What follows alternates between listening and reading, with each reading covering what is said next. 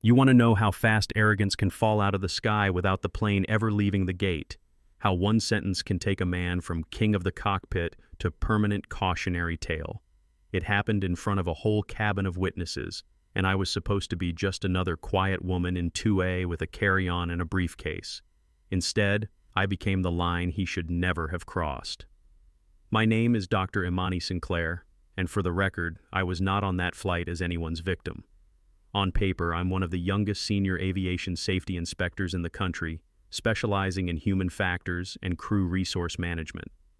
In plain English, my job is to find the moments when ego bias, laziness, or fear are more dangerous than turbulence in engines and shut them down before lives are lost. That Tuesday morning, I walked into Denver International like I have 100 times blending into the blur of rolling suitcases and burnt coffee. No entourage, no announcement, just my navy blazer, my work bun, my first-class ticket on Crosswind Airlines Flight 828 to Atlanta, and a silver briefcase I never let out of my sight.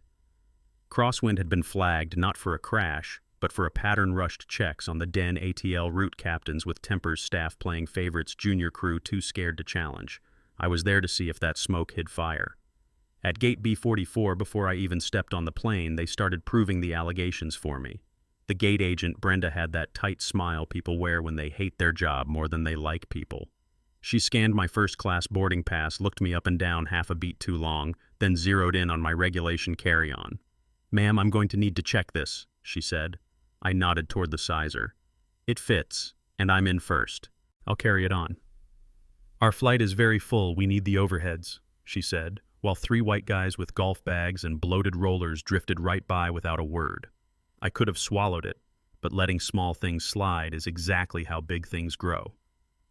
Your own policy section 3.4.1 guarantees overhead space for one standard item in first. I said calm, matter-of-fact. "We can size it if you like." She did not like. Her jaw tightened. "I'm the one in charge of this gate," she muttered. "If I say it gets checked, it gets checked." I held her gaze. "And if I say I'll be documenting this interaction, I will." She ripped off the half-stuck tag and flicked her hand. "Fine, but if it doesn't fit, it's coming right back." First red flag logged before my heels hit the jet bridge. At the aircraft door, Captain Marcus Rohr and First Officer Evans stood like royalty greeting peasants.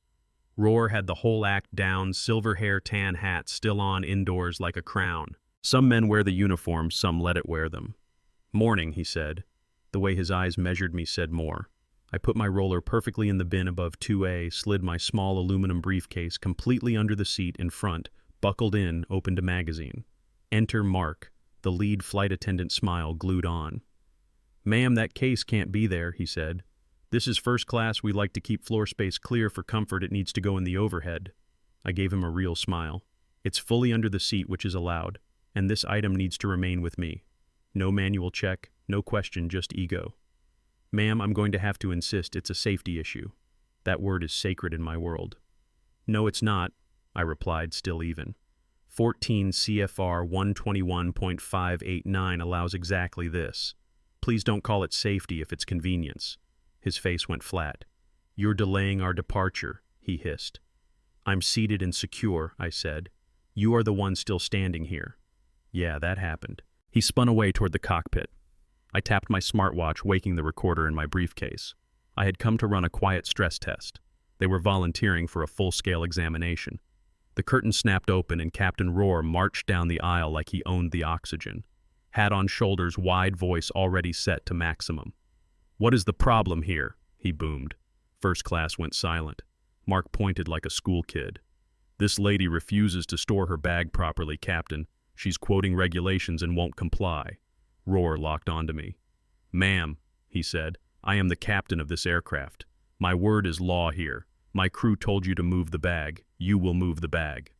"Captain," I answered, calm as I could make it, "I am in full compliance with FAA regulations. My case is secured under the seat. It is not obstructing anything. There is no safety issue." He stepped closer, looming. "I am not here to debate the rule book with you. You're delaying my flight. Put the bag in the overhead or I will have you removed from my aircraft." "Removing a compliant passenger requires paperwork to your airline and the FAA," I said. "You'll need to cite the exact rule I'm violating." His cheeks went purple. He leaned close enough that I could smell stale coffee and anger, and then he said it. "I don't know who you think you are," he spat loud, clear, deliberate, "but you're a guest on my plane. You don't tell me how to do my job. People like you should be grateful to sit in this cabin at all. You need to learn to know your place." The air changed. You could feel everybody hear it. Phones came up. Evans stared at the floor. Mark looked satisfied. My blood ran cold, but my face stayed still. "People like you." I held his gaze for 3 slow seconds. The undercover audit ended right there. This was now a civil rights and command fitness problem. "Thank you for clarifying, Captain," I said softly. He thought that meant surrender. "Good," he snapped. Now move it." Instead, I took out my phone, hit the number that had been waiting on my screen since I boarded, and spoke clearly so every witness could hear. "This is Inspector Imani Sinclair, FAA," I said. "Badge 771 Alpha. I am on crosswind 828 at Gate B44 Denver. I am declaring this flight operationally non-compliant due to hostile command climate and discriminatory misconduct by the pilot in command. Request immediate hold and response." Roar's jaw dropped. Evans whispered, "Oh my God." A beat later, the overhead speakers crackled with the tower. "Crosswind 828, all movement clearance canceled. Hold position. Jet bridge returning. Do not move." The jet bridge locked back on. 2 airport police officers and the station manager came down the aisle looking like they had swallowed nails. I stood, clipped my credentials where everyone could see, and my voice dropped from passenger to authority. "Captain Roar, First Officer Evans, Flight Attendant Mark," I said, "you are relieved of duty effective immediately. You will deplane with these officers. You will not use your phones. You will wait for debrief. This aircraft is now under active FAA investigation." The man who had been performing for the cabin suddenly looked very small, walking out under a forest of raised phones. In the beige operations room with buzzing lights and burnt coffee, I sat across from all of them, Roar drained of color, Evans shaking, Mark defensive, Brenda pale, station manager Sterling, and Harrison Finch, Crosswind's VP of Operations, who already knew this was bad enough to move markets.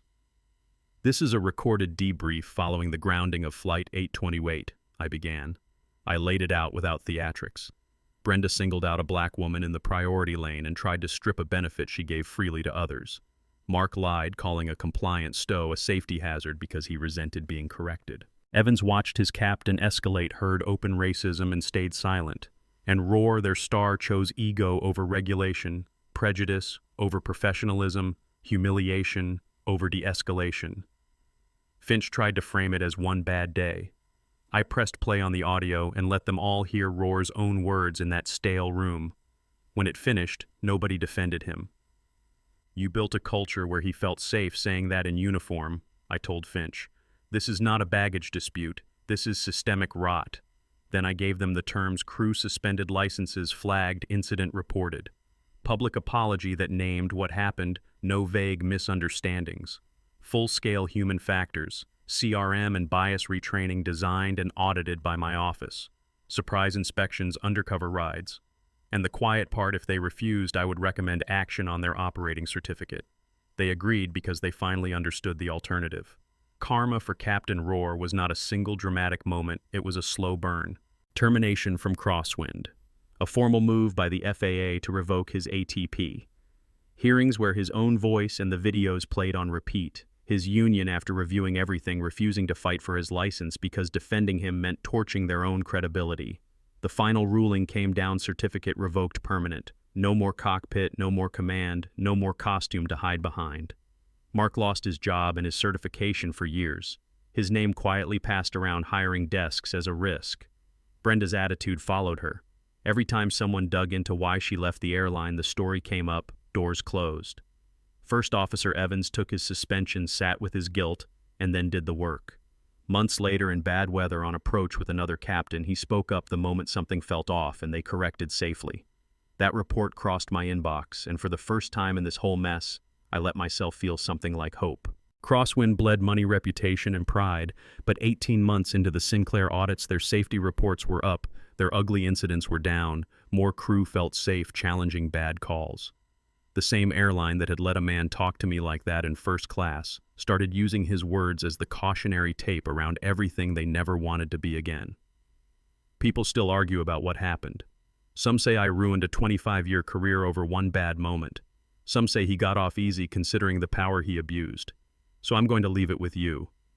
If that is how a captain speaks when he thinks his rank makes him untouchable in front of passengers with phones and his own crew, how do you imagine he handles descent at 35,000 feet in the dark when nobody is watching? You know what I mean. Authority in aviation is not a toy, and people like you should never come out of the mouth of the person flying the plane. That day on Flight 828, I did exactly what my badge requires and what my younger self, the one who had been told to know her place in a dozen different uniforms, needed me to do. Maybe you think it was justice. Maybe you think it was too far. Maybe you have seen something like this at an airport, at work, in a classroom, anywhere. A little patch or title turned into a weapon. Tell me in the comments what you think Roar deserved, whether that kind of arrogance should ever get a second chance in the cockpit. Share your own stories of power tripping gone wrong hit. Like if you believe respect is not optional at any altitude, and subscribe if you want more real stories where prejudice gets grounded and accountability finally takes off.